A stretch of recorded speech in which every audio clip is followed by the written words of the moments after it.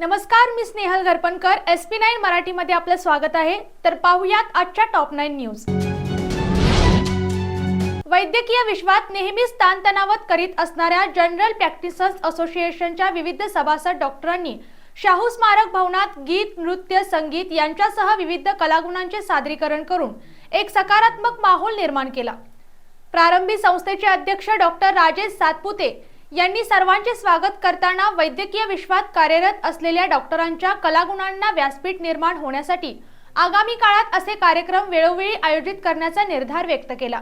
वैद्यकीय विश्वात नेहमीच ताणतणावात करीत असणाऱ्या जनरल प्रॅक्टिशनर्स असोसिएशनच्या विविध सभासद डॉक्टरांनी शाहू स्मारक भवनात गीत, नृत्य, संगीत यांच्यासह विविध कलागुणांचे सादरीकरण करून एक सकारात्मक माहोल निर्माण केला.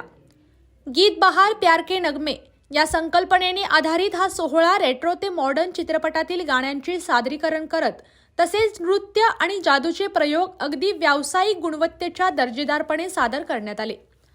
प्रारंभी संस्थेचे अध्यक्ष डॉक्टर राजेश सातपुते यांनी सर्वांचे स्वागत करताना वैद्यकीय विश्वात कार्यरत असलेल्या डॉक्टरांच्या कलागुणांना व्यासपीठ निर्माण होण्यासाठी आगामी काळात असे कार्यक्रम वेळोवेळी आयोजित करण्याचा निर्धार व्यक्त केला.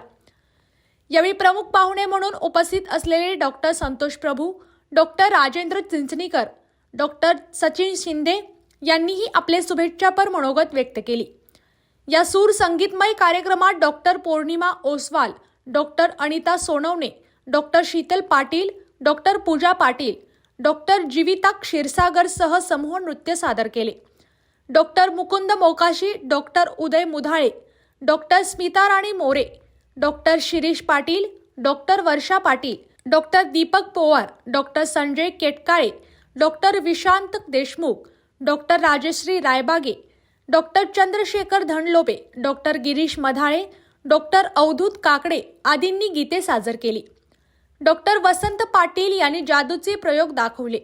डॉक्टर संदीप पाटील यांनी जंजीर चित्रपटातील अभिनेता प्रांशे यारी हे इनाम मेरा ही कवाली हुबेहूब वेशभूषा आणि त्यातील बारकाव्यासह सादर करून सर्वांची वाहवाह मिळवत कार्यक्रमातील वन्स मोर मिळवला.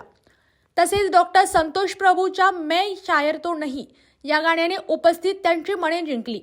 या कार्यक्रमाच्या यशस्वीतेसाठी अध्यक्ष doctor Rajesh Satpute, secretary doctor Harish Nagare, doctor Sheetal Patil, doctor Rajesh Sonawane, doctor Vishal Mahajan यांच्यासह सर्व कार्यकारिणी पदाधिकारी यांनी विशेष परिश्रम घेतले. यावेळी मराठी चित्रपट निर्माते लेखक डॉक्टर प्रमोद काळे व चित्रपट समीक्षक डॉक्टर अनमोल कोठाडिया तसेच सामाजिक कार्यकर्ते आणि क्रीडा क्षेत्रात कार्यरत असलेले राजू लिंगरज व सहप्रायोजक केस्टार हॉस्पिटलचे डॉक्टर कदम बंधू यांचाही सत्कार भावपूर्ण वातावरणात करण्यात आला. कार्यक्रमाचे सूत्रसंचालन doctor Sunita Desai, doctor Pooja Patil, doctor Sneha Jogdande, doctor Sheetal Magdum यांनी केले. सभासद डॉक्टरांचे कौटुंबिक सदस्य, मित्रपरिवार यांनी या कार्यक्रमाचा 3 तासांहून अधिक काळ मनमुराद आस्वाद घेतला.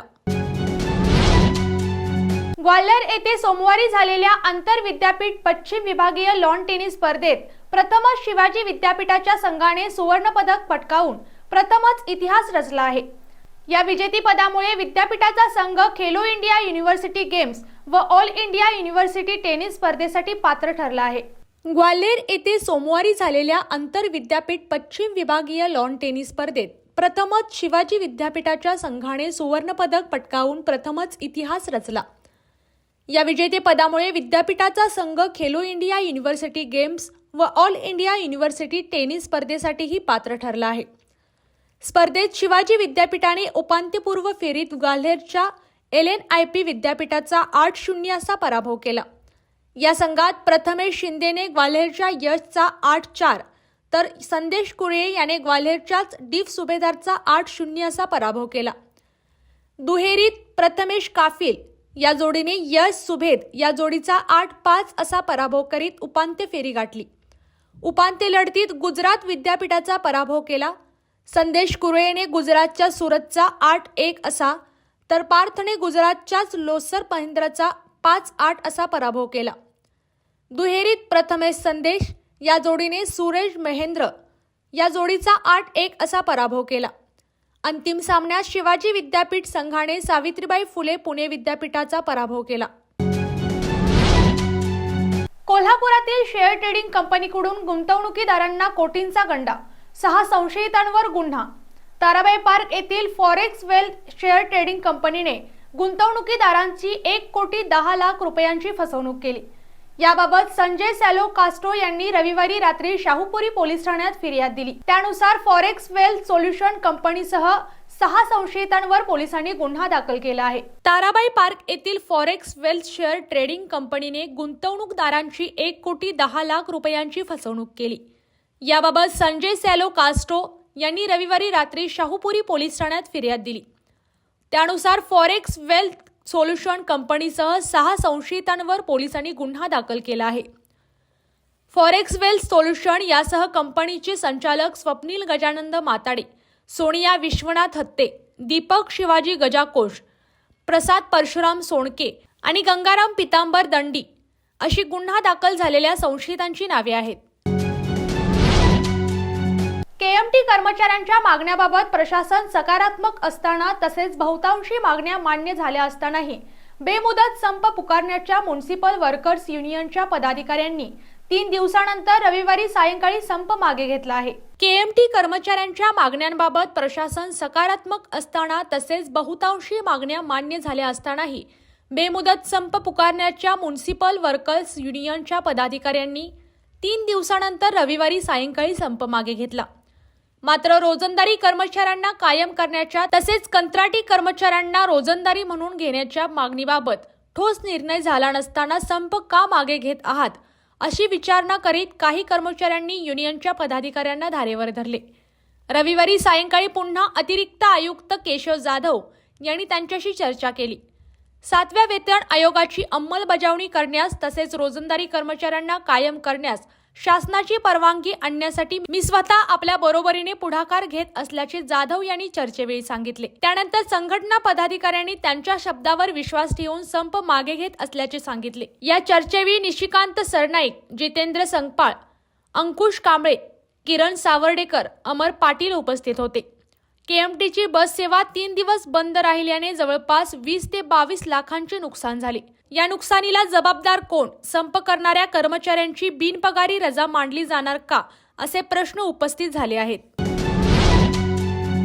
देश विदेशातील मऊ मांजरांच्या अदा, नखरे आणि त्यांच्यात रंगलेल्या स्पर्धा प्रदर्शन पाहण्यासाठी रविवारी 10,000हून अधिक आबालवृद्धांनी गर्दी केली। फिलाईन क्लब ऑफ इंडियाच्या वतीने रविवारी महासैनिक दरबार हॉल येथे अनोखा कॅट शो आयोजित केला होता।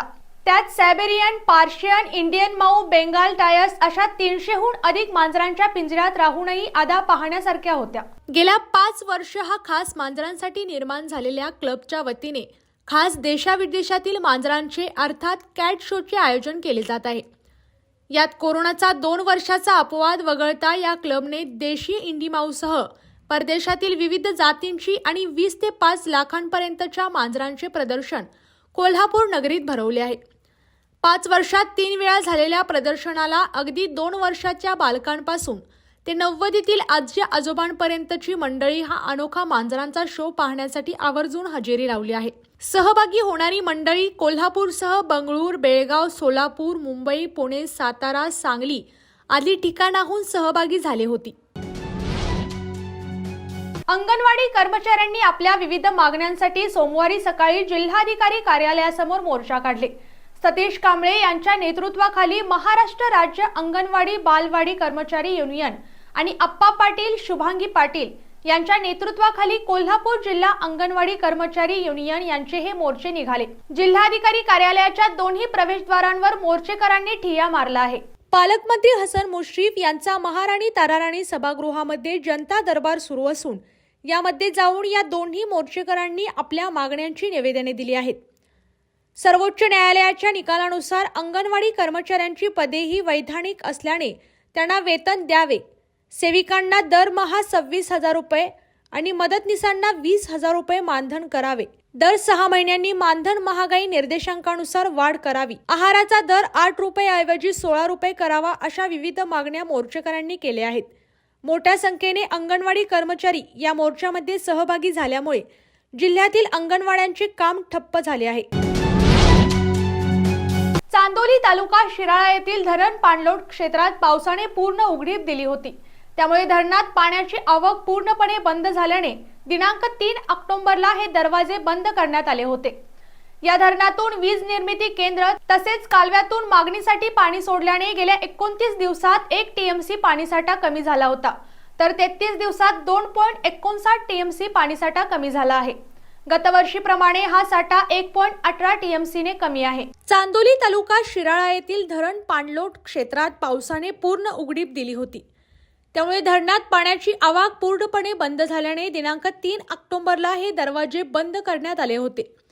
या धरणातून वीज निर्मिती केंद्र तसेच कालव्यातून मागणीनुसार पाणी सोडल्याने गेले 29 दिवसात 1 टीएमसी पाणीसाठा कमी झाला होता, तर 33 दिवसात 2.59 टीएमसी पाणीसाठा कमी झाला आहे। गतवर्षीपेक्षा हा साठा 1.18 टीएमसी ने कमी झाला आहे। सध्या फक्त वीज निर्मिती केंद्रातून 1400 क्युसेकने पाण्याचा विसर्ग सुरू आहे। कॅनॉलमध्ये 250 तर नदीत 1150 क्युसेकने विसर्ग सुरू आहे। या धरण पाणलोट क्षेत्रात पावसाने दमदार हजेरी दिली होती, त्यामुळे 1 ऑक्टोबरला 4ही वक्राकार दरवाजे उघडले होते। पावसाने उघडीप दिल्याने 3 ऑक्टोबरला हे दरवाजे बंद करण्यात आले होते। यानंतर फक्त वीज निर्मिती केंद्रातून विसर्ग सुरू होता, मात्र त्यानंतर पाण्याची आवक पूर्ण थांबल्याने वीज निर्मिती केंद्र बंद करण्यात आले होते। 31 ऑक्टोबर पर्यंत 1 टीएमसी पाणीसाठा कमी झाला होता। आता 3 डिसेंबर पर्यंत एकूण 3.59 टीएमसी पाणीसाठा कमी झाला आहे। यावर्षी धरण परिसरात आज अखेर 1889 मिलीमीटर पावसाची नोंद झाली आहे। भारतीय आमराचे जनक छत्रपती शिवाजी महाराजांच्या कर्तृत्वाला अभिवादन करण्यासाठी दरवर्षी 4 डिसेंबरला साजरा होणारा नौदल दिन यावर्षी जिल्ह्यात सिंधुदुर्ग किल्ल्याच्या साक्षीने साजरा होत आहे। छत्रपती शिवाजी महाराजांच्या नेतृत्वाखाली 17व्या शतकात बांधलेला हा किल्ला महाराजांचे आरमार आणि सागर सुरक्षेस दिलेल्या प्राधान्यातून निर्माण झालेला आहे। नौदल दिनानिमित्त राजकोट किल्ल्यावर भारतीय आरमाराचे जनक छत्रपती शिवाजी महाराजांचा 45 फूट उंच भव्य पुतळा उभारण्यात आला आहे। या पुतळ्याचे अनावरण प्रधानमंत्री नरेंद्र मोदी यांच्या उपस्थितीत सोमवारी सायंकाळी 4:15 करण्यात आले। यावेळी राज्यपाल रमेश बैस, उपमुख्यमंत्री देवेंद्र फडणवीस आदी उपस्थित होते। मंत्र्यांसमोर नुसता दिखावा, फाईल जातात पुन्हा तप्पीला। कोल्हापुरात पालकमंत्र्यांच्या जनता दरबारातील वास्तव। जनता दरबार सुरू झाल्यापासून दर महिन्याला न चुकता तक्रार अर्ज घेऊन येतो। पुढच्या महिन्याचा जनता दरबाराला 2 दिवस राहिले की विभागाकडून पत्र येते, तुमच्या विषयावर कार्यवाही सुरू आहे, पाठपुरावा सुरू आहे, वस्तुस्थिती पडताळणी सुरू आहे, संबंधित विभागाला कळवले आहे। त्यापुढे काही गाडी सरकलेली नाही। वर्षानुवर्ष अधिकारी दाद घेत नाहीत, म्हणून आम्ही इथे येतो। इथे मंत्र्यांसमोर अधिकारी होय होय म्हणतात, फाईल काही पुढे सरकत नाही, असे अनुभव जनता दरबारासाठी उपस्थित राहिलेल्या नागरिकांनी सोमवारी दिले। पालकमंत्री हसन मुश्रीफ यांच्या उपस्थितीत दर महिन्याच्या पहिल्या सोमवारी जिल्हाधिकारी कार्यालयाच्या ताराराणी सभागृहात दरबार भरवला जातो। सोमवारीही जिल्ह्याच्या कानाकोपऱ्यातून 700च्या वर नागरिक आपल्याला न्याय मिळेल या अपेक्षेने आले होते। यातील 5000 लोकांची भेट घेतली व त्यांचे अनुभव जाणून घेतले। त्या सर्वांचेच नुसतेच हेलपाटे झालेले आहेत, एकाचेही काम झाले नसल्याचे त्यांनी स्पष्टपणे सांगितले। त्यातील काहींनी भीतीपोटी नावे सांगितलेली नाहीत। आजच्या टॉप 9 न्यूज इथे संपल्या। पुन्हा भेटूत नव्या बातम्यांसोबत। तोपर्यंत तुम्ही पाहत रहा SP9 Marathi, your time your news. धन्यवाद।